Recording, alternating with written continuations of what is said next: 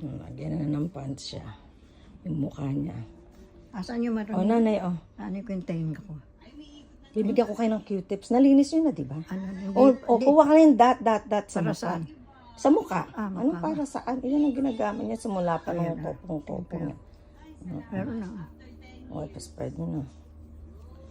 Hands lang. Iyan lang. Yan din ang ginagamit Ayan. ko. Oo, Ayan. Oo. ganda pa nga yan eh.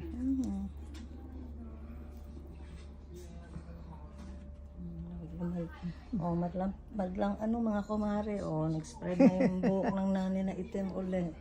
Siguro 2 months ago ngayon, oh. Ayan na naman. Every month, oh, keep you update. Baliktad pala yung ano. Oh, ano. Ano Oh, pa yan. ito? Sa tenga nyo, sabi nyo. Oo nga, hindi ko pa nakakalikot.